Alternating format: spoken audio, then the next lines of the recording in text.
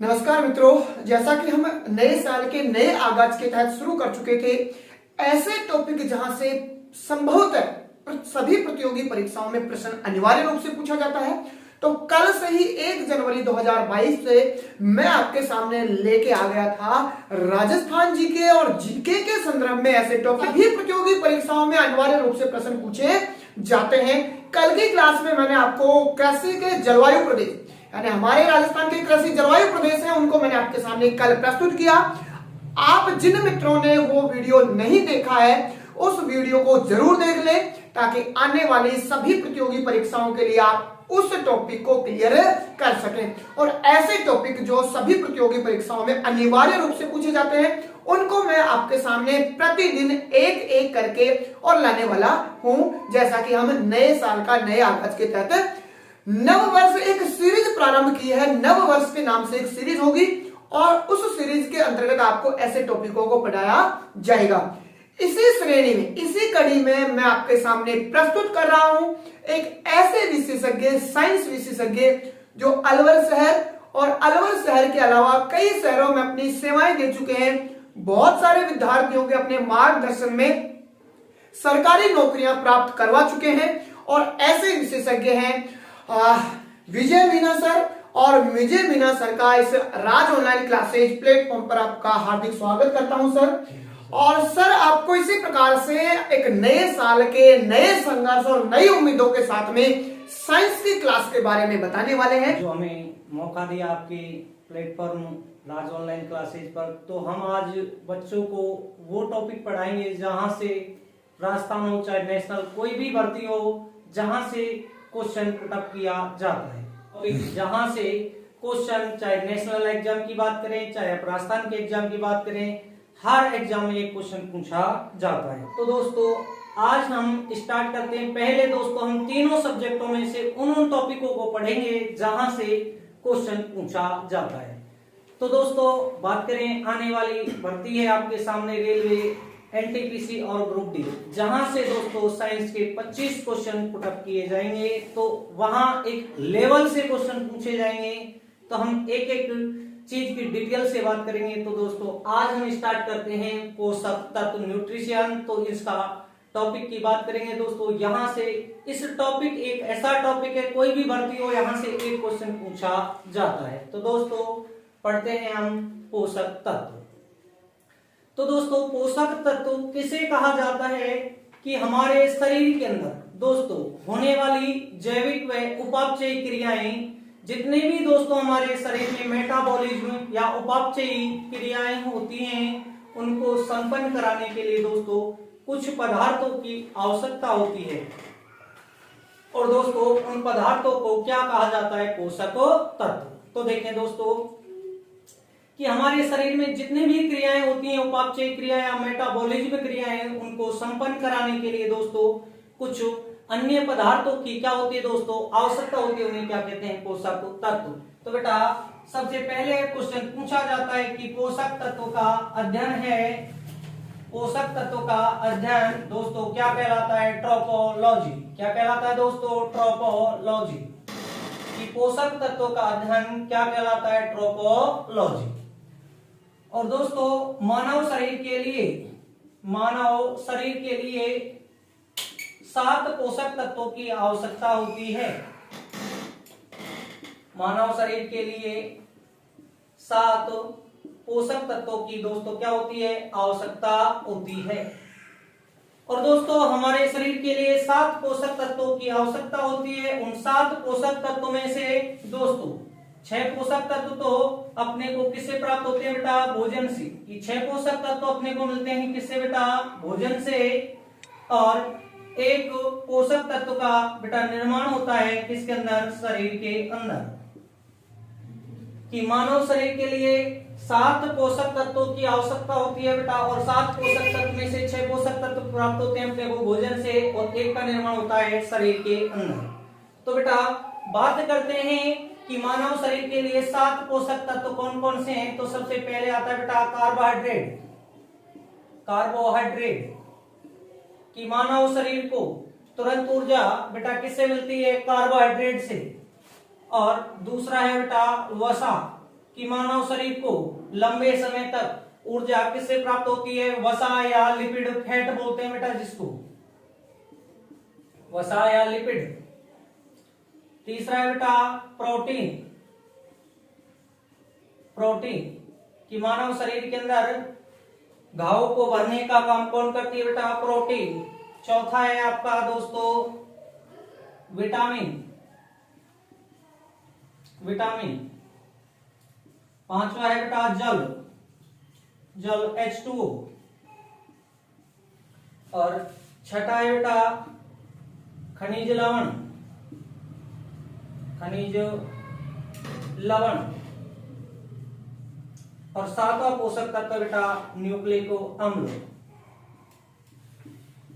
Nucleic अम्ल। ये और बेटा न्यूक्लिक अम्ल है, ये दो प्रकार के होते हैं, डीएनए और आरएनए। डीएनए की फुल फॉर्म होती है बेटा डीऑक्सी राइबोज न्यूक्लिक अम्ल, डीऑक्सीराइबोज न्यूक्लिक अम्ल। तो बेटा जो न्यूक्लिक अम्ल था ये कितने पर होते हैं? दो प्रकार के, डीएनए और आरएनए। डीएनए की फुल फॉर्म है डीऑक्सीराइबोज न्यूक्लिक अम्ल, और बेटा आरएनए की होती है राइबोज न्यूक्लिक अम्ल, राइबोज न्यूक्लिक अम्ल, राइबोज न्यूक्लिक अम्ल। कि भाई मानव शरीर के लिए बेटा कितने पोषक तत्वों की आवश्यकता होती है? 7। 7 में से 6 पोषक तत्व किससे प्राप्त होते हैं बेटा? भोजन से। और एक का निर्माण होता है शरीर के अंदर। तो बेटा 6 पोषक तत्व कौन कौन से हमारे शरीर के लिए? पहले तो 7 पोषक तत्व कौन कौन से होते हैं उनकी बात करें। पहला होता है बेटा कार्बोहाइड्रेट। पहला कौन सा? कार्बोहाइड्रेट। कि मानव शरीर को तुरंत ऊर्जा बेटा किससे प्राप्त होती है? कार्बोहाइड्रेट से। दूसरा है वसा, वसा या लिपिड कि मानव शरीर को लंबे समय तक ऊर्जा किससे प्राप्त होती है? वसा या लिपिड से। तीसरा है प्रोटीन। चौथा है बेटा विटामिन।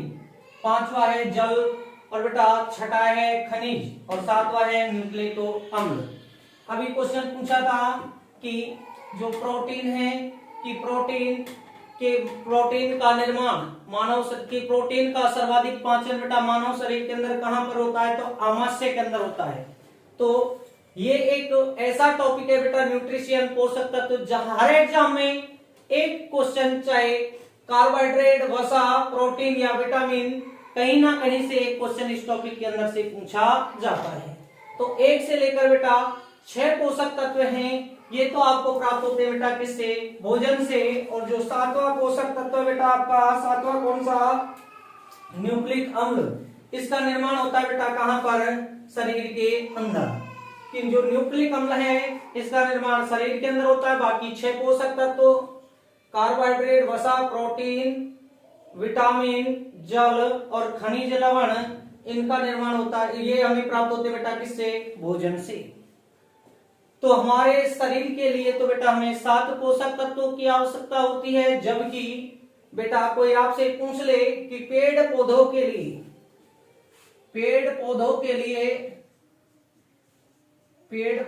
लिए कितने पोषक तत्वों की आवश्यकता होती है? तो बेटा 17 पोषक तत्वों की। कितने की? 17। और बेटा मानव शरीर के लिए कितने पोषक तत्वों की आवश्यकता होती है? 7। तो दोस्तों आगे चलते हैं और हम बात करते हैं, दोबारा से देख लें एक बार कि पोषक तत्व का अध्ययन क्या कहलाता है बेटा? ट्रोपोलॉजी। मानव शरीर के लिए कितने पोषक तत्व? 7। 7 में से भोजन से कितने प्राप्त होते हैं? 6। और शरीर के अंदर कितने पोषक तत्वों का निर्माण होता है? तो बेटा 1। बाकी हम बात कर चुके हैं 7 पोषक तत्व कौन कौन से हैं। तो आगे चलते हैं। तो देखिए दोस्तों, आवश्यकता के आधार पर पोषक तत्वों को कितने भागों में बांटा जाता है? 2 भागों में। तो देखते हैं, आवश्यकता के आधार पर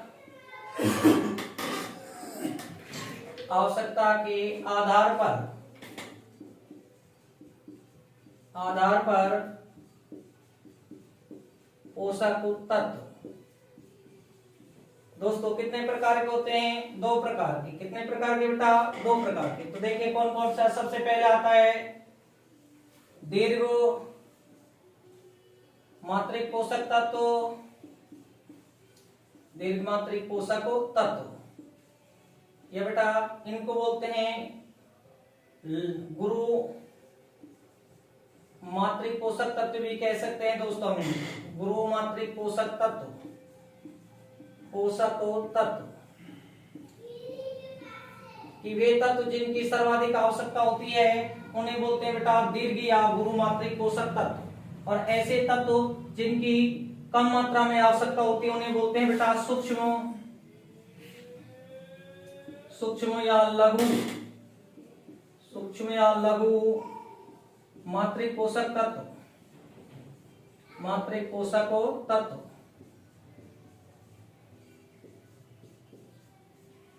तो देखिए बेटा कि मानव शरीर के लिए आपको पता है 7 पोषक तत्वों की आवश्यकता थी। अब 7 पोषक तत्वों को अपन आवश्यकता के आधार पर बेटा कितने भागों में बांटा जाता है? 2 भागों में। दीर्घ मात्रिक कौन कौन से हैं और सूक्ष्म मात्रिक कौन कौन से हैं? तो बेटा दीर्घ मात्रिक आते हैं 3 जिनसे हमें ऊर्जा मिलती है। तो एक तो है कार्बोहाइड्रेट, दूसरा है वसा फैट, और तीसरा है बेटा लिपिड वसा, और सॉरी तीसरा है अपना बेटा सॉरी प्रोटीन होता है। लिपिड अपन लिख चुके हैं, वसा को बोलते हैं लिपिड। पहला कार्बोहाइड्रेट, दूसरा वसा या लिपिड, और बेटा तीसरा आता है प्रोटीन। की आवश्यकता के आधार पर बेटा दीर्घ मात्रिक पोषक तत्व कौन कौन से? कार्बोहाइड्रेट, वसा और प्रोटीन। सूक्ष्म मात्रिक कौन कौन से? पहला विटामिन, विटामिन, दूसरा है जल H2O, और तीसरा है बेटा खनिज लवण, खनिज लवण। चौथा है बेटा न्यूक्लिक अम्ल, न्यूक्लिक अम्ल, न्यूक्लिक अम्ल। तो बेटा जिनसे हमें ऊर्जा प्राप्त होती है उन्हें तो रखा जाता है दीर्घ मात्रिक पोषक तत्व में। तो हमें ऊर्जा किस किस से प्राप्त होती है? कार्बोहाइड्रेट, वसा और प्रोटीन, तीनों को दीर्घ मात्रिक पोषक तत्व कहते हैं। और सूक्ष्म मात्रिक पोषक तत्व कौन कौन से हैं? विटामिन, जल, खनिज लवण और न्यूक्लिक अम्ल। बात करें दोस्तों तो यहां से कई बार बेसिक सा क्वेश्चन उठा लिया जाता है, और हम बात करें तो क्वेश्चन पूछा जाता है बेटा कि निम्न में से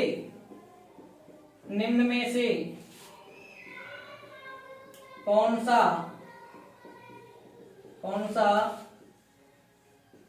दीर्घ मात्रिक पोषक तत्व नहीं है? दीर्घ मात्रिक पोषक तत्व नहीं है। ए ऑप्शन दे देगा बेटा आपको कार्बोहाइड्रेट, कार्बोहाइड्रेट। बी ऑप्शन दे देगा विटामिन, विटामिन। सी ऑप्शन दे देगा वसा फैट, और डी ऑप्शन दे देगा बेटा अपने प्रोटीन। तो हमें पता है कि बेटा दीर्घ मात्रिक पोषक तत्व कौन कौन से होते हैं? कार्बोहाइड्रेट, वसा और प्रोटीन। और सूक्ष्म मात्रिक कौन से हैं? विटामिन, जल, खनिज लवण और न्यूक्लिक अम्ल। तो क्वेश्चन को अच्छी तरह से पढ़ना है। क्वेश्चन क्या पूछ रहा है कि निम्न में से कौन सा दीर्घ मात्रिक पोषक तत्व नहीं है? तो हमने ऑप्शन पे चलते हैं बेटा। कार्बोहाइड्रेट अभी पढ़ा है तो हमें पता है कार्बोहाइड्रेट एक ऐसा तत्व होता है बेटा दीर्घ मात्रिक होता है। विटामिन सूक्ष्म मात्रिक होता है। तो वो हमसे यही पूछ रहा है कौन सा दीर्घ नहीं है। बाकी 3 दीर्घ है कौन कौन से बेटा? कार्बोहाइड्रेट, वसा और प्रोटीन। तो आपका आंसर जो होगा बेटा आंसर क्या हो जाएगा? विटामिन। ये दीर्घ मात्रिक नहीं है, ये बेटा कैसा है? सूक्ष्म मात्रिक पोषक तत्व है। तो इस तरह से या आपसे पूछ लेता, ये ऑप्शन चेंज कर देता, यहां दे देता न्यूक्लिक अम्ल और यहां दे देता जल। तो कि निम्न में से कौन सा, जैसे आपसे पूछता है कि निम्न में से कौन सा दीर्घ मात्रिक पोषक तत्व है, नहीं को हटा देते हैं। तो अब अगर आपसे पूछता है कि निम्न में से कौन सा दीर्घ मात्रिक पोषक तत्व है, तो ये ऑप्शन दे देगा आपको जल। बी ऑप्शन दे देगा न्यूक्लिक अम्ल, न्यूक्लिक अम्ल। और बेटा बी ऑप्शन, सी ऑप्शन दे देगा आपको, सी ऑप्शन दे देगा आपको जैसे प्रोटीन, प्रोटीन। और डी ऑप्शन दे देगा आपको खनिज लवण, खनिज लवण। अब आपसे क्वेश्चन पूछता है कि निम्न में से कौन सा दीर्घमात्रिक पोषक तत्व है? तो बेटा हमने देखते हैं 4 ऑप्शन है हमारे पास, जल, न्यूक्लिक अम्ल, प्रोटीन और खनिज लवण। तो हम बात करते हैं, तो आपको पता है दोस्तों जल, न्यूक्लिक अम्ल और खनिज लवण ये कैसे तत्व हैं बेटा? अपने सूक्ष्म मात्रिक पोषक तत्व। तो आंसर क्या हो जाएगा? प्रोटीन। क्योंकि बेटा दीर्घ मात्रिक पोषक तत्व 3 होते हैं, कौन कौन से? कार्बोहाइड्रेट, प्रोटीन और वसा। तो इस तरह से यहां से बेटा बेसिक क्वेश्चन पूछ लिया जाता है। अब बात करते हैं, तो दोस्तों हम थोड़ा आगे चलते हैं, और आगे चलते हैं तो कार्बन के आधार पर पोषक तत्वों को 2 भागों में बांटा जाता है। एक तो कार्बनिक यौगिक और दूसरा अकार्बनिक यौगिक। तो दोस्तों देखते हैं कि अब हम पढ़ते हैं कि पोषक तत्व कार्बन के आधार पर कितने प्रकार के होते हैं। तो कार्बन के आधार पर, कार्बन के आधार पर पोषक तत्व, कार्बन के आधार पर पोषक तत्व, पोषक तत्व। तो बेटा कार्बन के आधार पर हम पढ़ते हैं तो पोषक तत्व कितने प्रकार के होते हैं बेटा? 2 प्रकार के। कितने प्रकार के बेटा? 2 प्रकार के। तो देखो कौन कौन से। एक तो होता है बेटा कार्बनिक, कार्बनिक, कार्बनिक और दूसरा अकार्बनिक, अकार्बनिक, कि जिनमें कार्बन पाया जाता उन्हें बोलते हैं कार्बनिक, और बेटा जिनमें कार्बन नहीं पाया जाता उन्हें क्या बोलते हैं? अकार्बनिक। क्या बोलते हैं बेटा? अकार्बनिक। तो देखें कि कार्बनिक कौन कौन से होते हैं। तो बेटा 7 पोषक तत्व हैं, उनका अब हम बंटवारा कर रहे हैं कार्बन के आधार पर। तो दोस्तों कार्बन के आधार पर पोषक तत्व कितने प्रकार के? 2 प्रकार के, कार्बनिक पदार्थ और अकार्बनिक। तो कार्बनिक कौन कौन से हैं? तो बेटा सबसे पहले आता है कार्बोहाइड्रेट, कार्बोहाइड्रेट। क्योंकि दोस्तों कि कार्बोहाइड्रेट को मनुष्य प्रतिदिन ग्लूकोज के रूप में ग्रहण करता है, इसलिए ग्लूकोज का सूत्र होता है बेटा C6H12O6। तो देख सकते हो आप इसमें कार्बन की मात्रा है या नहीं, इसलिए कैसा यौगिक है, कैसा पदार्थ है बेटा? कार्बनिक। दूसरा है वसा, कि वसा भी कार्बन, हाइड्रोजन व ऑक्सीजन से मिलकर बनी होती है, इसलिए भी कैसा यौगिक है? कार्बनिक। तीसरा प्रोटीन, प्रोटीन कार्बनिक है, प्रोटीन। और चौथा है बेटा विटामिन, विटामिन, विटामिन। ये कैसे है बेटा? कार्बन के आधार पर पोषक तत्व कौन कौन से? कार्बनिक पर पोषक तत्व, कार्बनिक पोषक तत्व कार्बोहाइड्रेट, वसा, प्रोटीन और विटामिन। और अकार्बनिक कौन कौन से बचे बेटा? एक तो है जल, जल कैसा है? अकार्बनिक। क्योंकि दोस्तों आप देख सकते हो जल का सूत्र होता है H2O। तो आपको पता है बेटा इसमें केवल 2 ही तत्व हैं, या तो हाइड्रोजन है या ऑक्सीजन। कहीं कार्बन दिखाई दे रहा है क्या? नहीं। तो ये कैसा पोषक तत्व बेटा? अकार्बनिक पोषक तत्व। दूसरा खनिज, खनिज लवण। बेटा खनिज अलग होते हैं, लवण अलग होते हैं। जैसे लोहा, कैल्शियम, ये खनिज है। जैसे फेरस, पोटेशियम, ये खनिज है। जैसे लवण हमारे शरीर में बेटा NaCl लवण पाया जाता है, सोडियम क्लोराइड। तो उसमें 2 ही तत्व होते हैं NaCl में, सोडियम और क्लोरीन। तो इसलिए ये कैसा है? अकार्बनिक। और तीसरा कौन सा बचा? न्यूक्लिक अम्ल, न्यूक्लिक अम्ल। ये कैसा है? अकार्बनिक। तो कार्बन के आधार पर पोषक तत्व कैसे होते हैं बेटा? 2 प्रकार के, कार्बनिक और अकार्बनिक। एक बार क्वेश्चन दोस्तों एनटीपीसी में ही एक बेसिक सा सिंपल क्वेश्चन पूछा, और क्वेश्चन ये था कि विटामिन क्या है? विटामिन क्या है? विटामिन क्या है? तो दोस्तों ए ऑप्शन था कार्बनिक, कार्बनिक। बी ऑप्शन था दोस्तों अकार्बनिक, अकार्बनिक। और बेटा सी ऑप्शन था दोनों। और बेटा डी ऑप्शन था none of these, none of these, इनमें से कोई नहीं। तो दोस्तों आप बताइए, अभी आप पढ़ रहे हैं कौन सा कार्बनिक के कौन कौन से हैं। तो कार्बोहाइड्रेट, वसा, प्रोटीन और विटामिन, ये तो कैसे हैं कार्बनिक, क्योंकि इनमें कार्बन पाया जाता है, कार्बन की मात्रा होती है, इसलिए इन्हें बोलते हैं कार्बनिक। और अकार्बनिक कौन कौन से बेटा, जल, खनिज लवण और न्यूक्लिक अम्ल। तो आंसर क्या सही होगा बेटा कि विटामिन कैसा क्या होता है, कार्बनिक पदार्थ, तत्व कार्बनिक पदार्थ होता है। कैसा है बेटा, कार्बनिक पदार्थ। तो आंसर क्या हो जाएगा, कार्बनिक।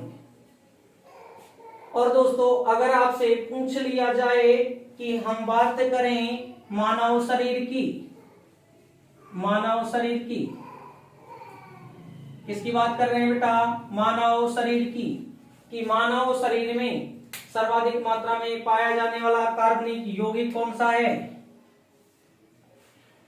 कि दो प्रकार के, कि मानव शरीर में दोस्तों सर्वाधिक मात्रा में पाया जाने वाला कार्बनिक यौगिक कौन सा है।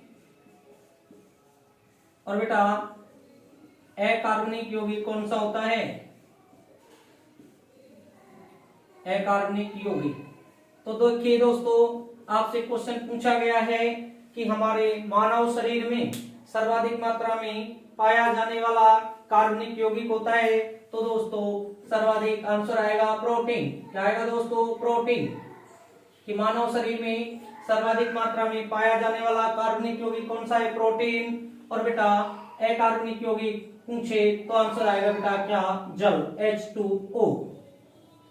और दोस्तों हमारे शरीर, मानव शरीर के अंदर इन दोनों का अनुपात होता है दोस्तों 19:81।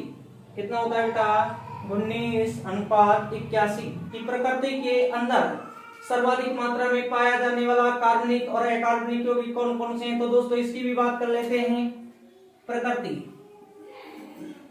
तो दोस्तों देखना कि प्रकृति के अंदर सर्वाधिक मात्रा में पाया जाने वाला कार्बनिक यौगिक, कार्बनिक यौगिक कौन सा है और अकार्बनिक यौगिक कौन सा है। फुल बात करते हैं दोस्तों, हम एक भी क्वेश्चन बाहर नहीं मिलेगा जो पढ़ रहे हैं उससे। तो प्रकृति की बात करें दोस्तों, तो प्रकृति के अंदर सर्वाधिक मात्रा में पाया जाने वाला कार्बनिक यौगिक क्या होता है बेटा, सेल्यूलोज। क्या होता है बेटा, सेल्यूलोज। की प्रकृति के अंदर सर्वाधिक मात्रा में पाया जाने वाला कार्बनिक यौगिक है कौन सा बेटा, सेल्यूलोज। और बेटा अकार्बनिक क्या होता है बेटा, जल। क्या होता है बेटा, जल। कि मानव शरीर में तो कि प्रकृति में सर्वाधिक मात्रा में पाया जाने वाला कार्बनिक यौगिक कौन सा है बेटा, सेल्यूलोज। और अकार्बनिक यौगिक कौन सा होता है बेटा, तो अकार्बनिक होता है क्या, जल। और मानव शरीर की बात करें तो मानव शरीर में सर्वाधिक मात्रा में पाया जाने वाला कार्बनिक यौगिक कौन सा होता है बेटा, प्रोटीन। और अकार्बनिक यौगिक कौन सा होता है दोस्तों, तो जल। और जिनका अनुपात भी फिक्स है मानव शरीर में कार्बनिक यौगिक का, प्रोटीन का तो 19 और जल का कितना होता है अनुपात बेटा, 81। कई बार दोस्तों एक क्वेश्चन और पूछ लिया जाता है कि सेल्यूलोज किसका बहुलक है। तो बेटा सेल्यूलोज होता है बीटा ग्लूकोज का बहुलक, बीटा ग्लूकोज, बीटा ग्लूकोज का बहुलक होता है कौन बेटा, सेल्यूलोज। पिछली बार दोस्तों राजस्थान पुलिस में एक सिंपल सा क्वेश्चन कई बार रिपीट हो चुका है कि सेल्यूलोज हमें किस किस से प्राप्त होता है। तो दोस्तों हमें सेल्यूलोज कपास व कागज से प्राप्त होता है।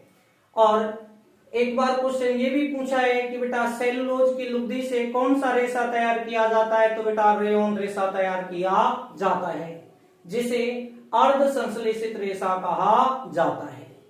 और एक बार क्वेश्चन दोस्तों रेशे की बात आ चुकी है तो हम बात करते हैं, एक बार क्वेश्चन ये भी पूछा गया कि मनुष्य ने सर्वप्रथम कौन सा कृत्रिम रेशा तैयार किया। तो नाइलॉन 66। कौन सा कृत्रिम रेशा तैयार किया था बेटा, नाइलॉन 66, जिसे पूर्ण संश्लेषित रेशा कहा जाता है। और बेटा रेयॉन रेशे को अर्ध संश्लेषित रेशा कहा जाता है।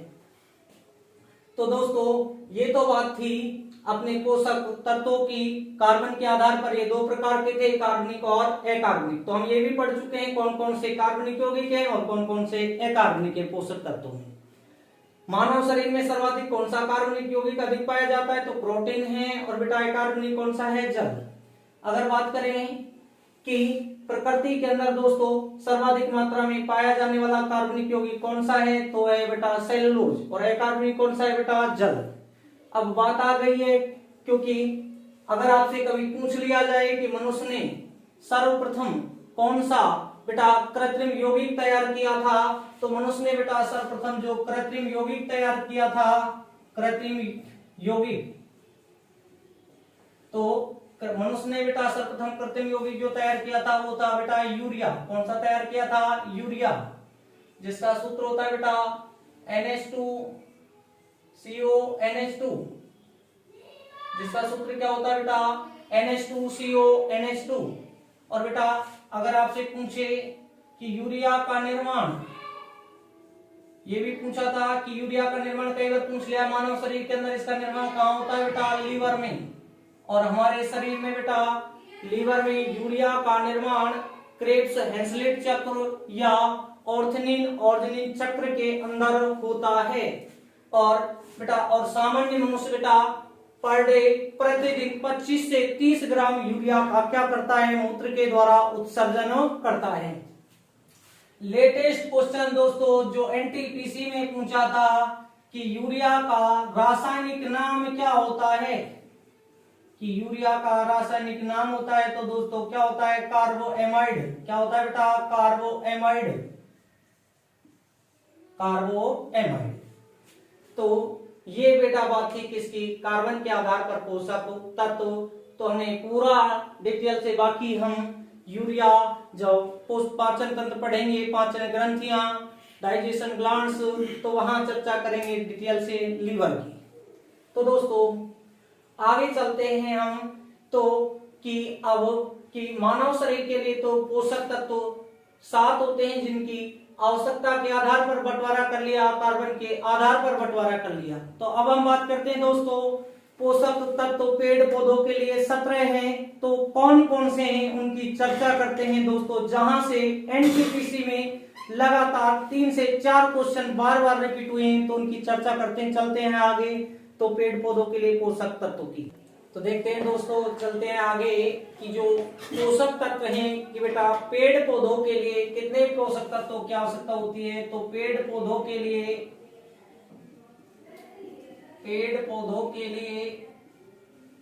17 पोषक तत्वों की आवश्यकता होती है। कितने बेटा, 17। पेड़ पौधों के लिए 17 पोषक तत्व, 17 पोषक तत्वों की क्या होती है बेटा, आवश्यकता होती है। तो दोस्तों पोषक तत्वों को भी हम बात करें आवश्यकता के आधार पर भी, तो इन्हें 2 भागों में बांटा जाता है। कितने भागों में बेटा, 2 भागों में। तो 2 भाग की बात करें हम, तो 2 भाग में कौन कौन से हैं, तो सबसे पहले आता है बेटा दीर्घ मात्रिक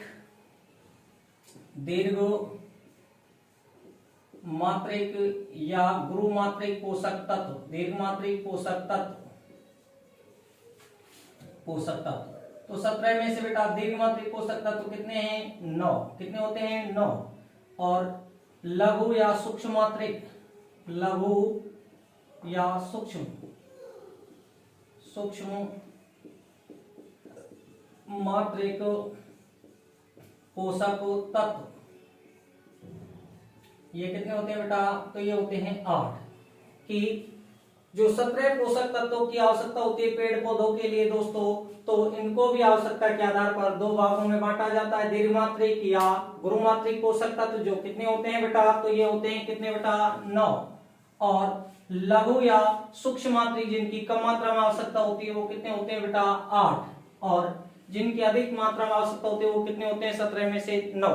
तो बात करते हैं दोस्तों कौन कौन से हैं, तो देखना 17 की 17 आपको उंगलियों पर याद होंगे, तो देखना बेटा कौन कौन से हैं। सबसे पहले हम बात कर रहे हैं बेटा कौन से, दीर्घ मात्रिक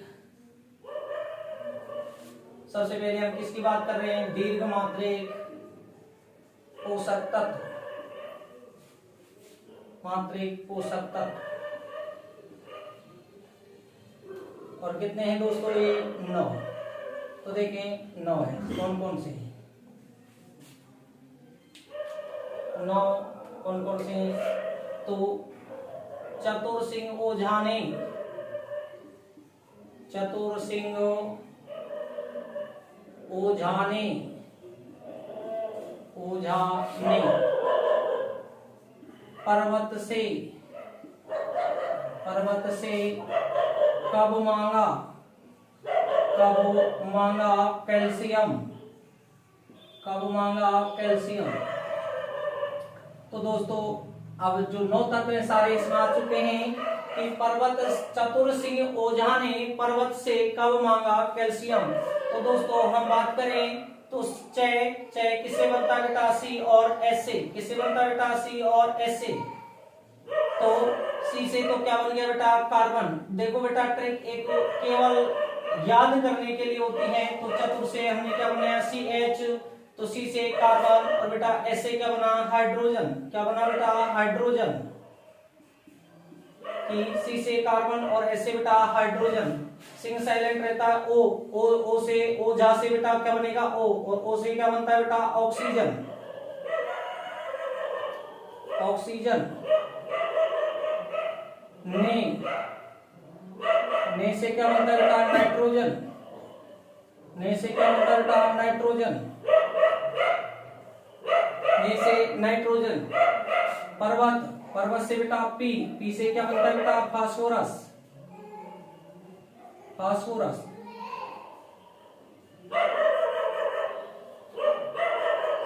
से एस और एस से क्या बनता है बेटा? सल्फर। सल्फर। कब से बेटा? के से क्या बनता है बेटा? पोटेशियम। पोटेशियम। पोटेशियम। मांगा Mg और Mg से बेटा क्या बनता है? मैग्नीशियम। मैग्नीशियम। और बेटा कैल्शियम से कैल्शियम। तो ये है बेटा दीर्घ मात्रिक पोषक तत्व कौन कौन से?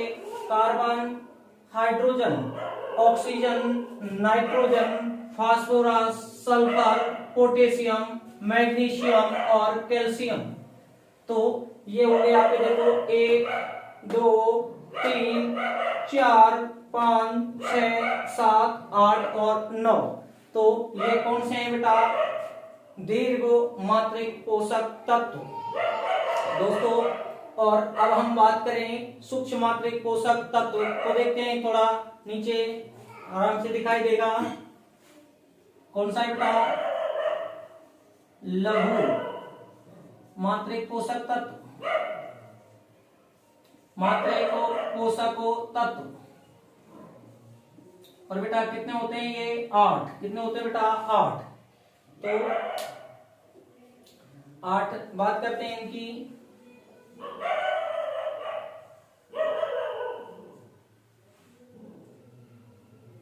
नीचे दिखाई नहीं देगा, चलो हम बात करते हैं, ऊपर लिखेंगे।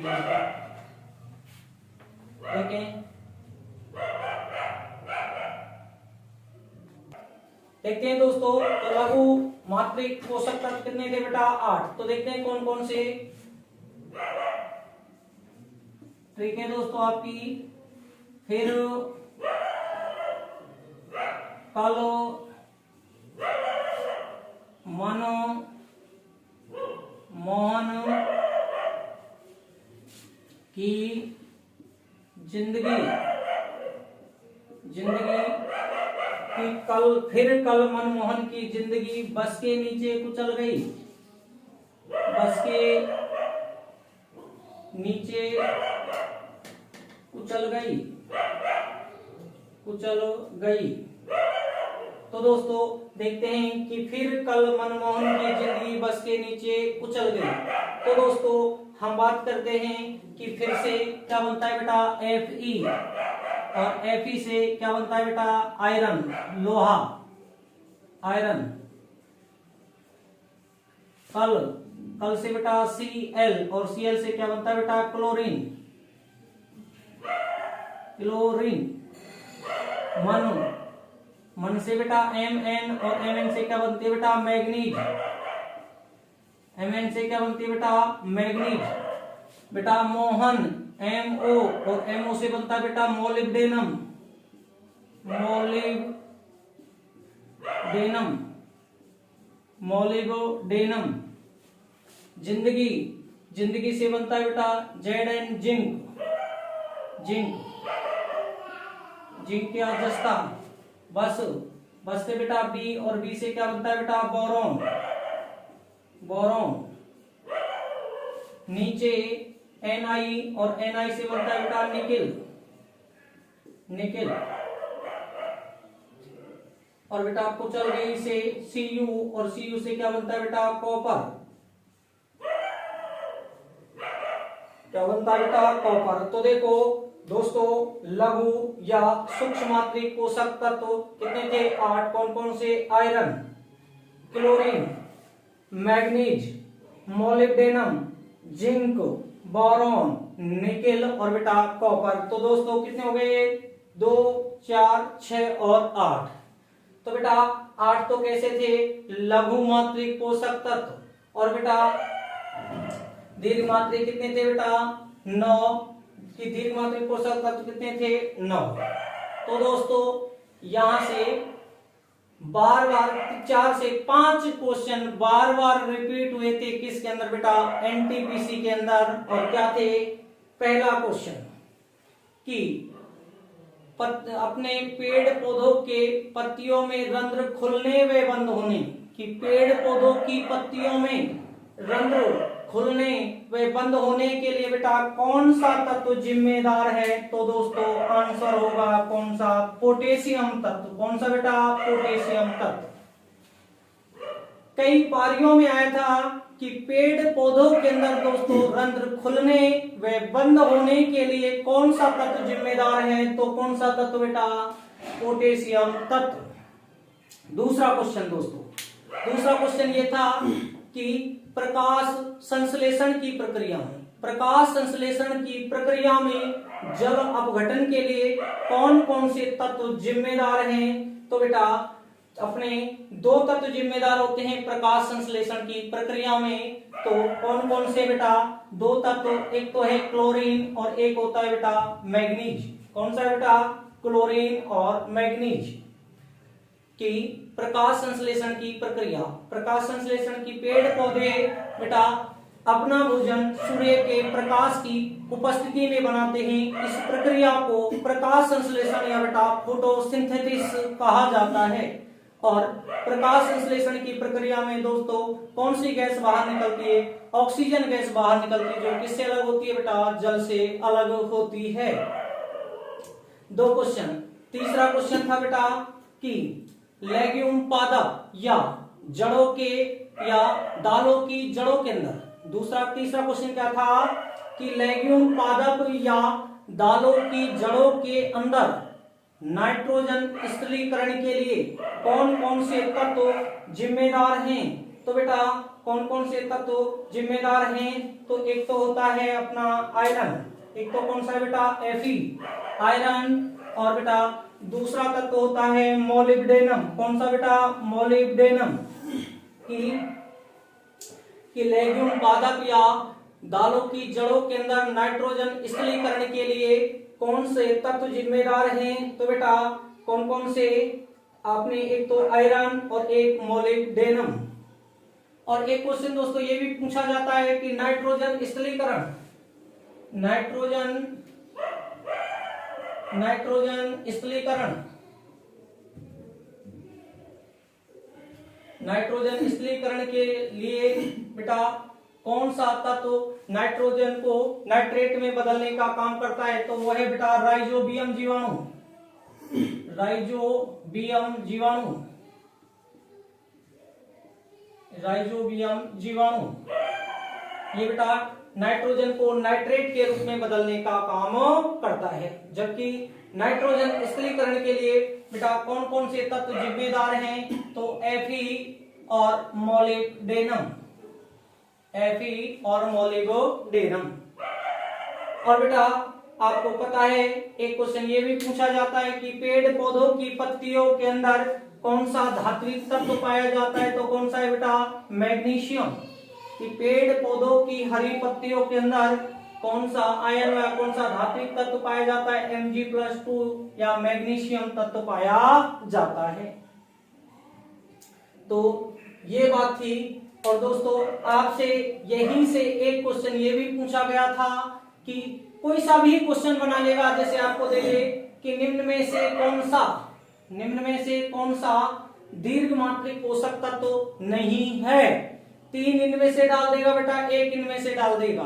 तो आपको पता होना चाहिए दीर्घ मात्रिक पेड़ पौधों के लिए कितने हैं बेटा, 17 में से 9। और बेटा लघु या सूक्ष्म मात्रिक जो पोषक तत्व हैं 17 में से कितने हैं, 8। दीर्घ मात्रिक कौन कौन से, दोबारा से देखो, carbon, hydrogen, oxygen, nitrogen, phosphorus, sulphur, potassium, magnesium और कैल्शियम। और बेटा लघु या सूक्ष्म मात्रिक कौन कौन से, iron, chlorine, manganese, molybdenum, zinc, boron, nickel और कॉपर। तो ये 17 पोषक तत्व थे बेटा पेड़ पौधों के लिए, जहां से बार बार क्वेश्चन रिपीट हुए थे। तो दोबारा से एक बार क्वेश्चन रिपीट करवा देता हूं, देखना। पहला क्वेश्चन क्या आया था कि पेड़ पौधों के अंदर रंध्र खुलने में बंद होने के लिए कौन सा तत्व जिम्मेदार है बेटा, पोटेशियम तत्व। दूसरा कि पेड़ पौधे अपना भोजन सूर्य के प्रकाश की उपस्थिति में बनाते हैं, इस प्रक्रिया को क्या कहते हैं बेटा, प्रकाश संश्लेषण या फोटोसिंथेसिस कहा जाता है। और फोटोसिंथेसिस या प्रकाश संश्लेषण की प्रक्रिया में दोस्तों ऑक्सीजन गैस बाहर निकलती है, जो किससे अलग होती है, जल से। तो फोटोसिंथेसिस या प्रकाश संश्लेषण की प्रक्रिया में जल अपघटन के लिए कौन कौन से तत्व जिम्मेदार हैं, तो बेटा मैग्नीज व क्लोरीन। मैग्नीज का परमाणु क्रमांक कितना बेटा, 17। और क्लोरीन का परमाणु क्रमांक 17 और मैग्नीज का कितना होता है बेटा, 25 होता है बेटा। मैग्नीज का कितना, 25। और फेरस का कितना होता है बेटा, 26। कितना होता है, 26। जिंक का कितना होता है बेटा, 30। और अगला क्वेश्चन था कि लेग्यूम पादप या दालों की जड़ों में नाइट्रोजन स्थिरीकरण के लिए कौन कौन से तत्व जिम्मेदार हैं, तो बेटा Fe और MO की आयरन और मोलिब्डेनम। और नाइट्रोजन स्थिरीकरण में दोस्तों एक जीवाणु होता है जिसका नाम है राइजोबियम जीवाणु, जो नाइट्रोजन को नाइट्रेट के रूप में बदलने का काम करता है। और बेटा कोई पूछ ले आपसे कि जीवाणु के जनक व पिता किसे कहा जाता है, तो ल्यूवेनहॉक को। किसे कहा जाता है बेटा, ल्यूवेनहॉक को कहा जाता है। कि जीवाणु के जनक व पिता किसे कहा जाता है, ल्यूवेनहॉक को कहा जाता है। एक क्वेश्चन ये भी पूछा है दोस्तों कि जीवाणु का श्वसन केंद्र किसे कहा जाता है, तो बेटा याद रखना जीवाणु का श्वसन केंद्र मीजोसोम भाग को कहा जाता है। मीजोसोम भाग। कि जीवाणु का श्वसन केंद्र किसे कहा जाता है, मीजोसोम भाग को कहा जाता है दोस्तों। और एक ये भी पूछा था दोस्तों कि पेड़ पौधों का श्वसन केंद्र, कि एक क्वेश्चन क्या था कि पेड़ पौधों का श्वसन केंद्र किसे कहा जाता है। पेड़ पौधों का श्वसन केंद्र किसे कहा जाता है, तो बेटा कहा जाता है साइटोक्रोम प्रोटीन को।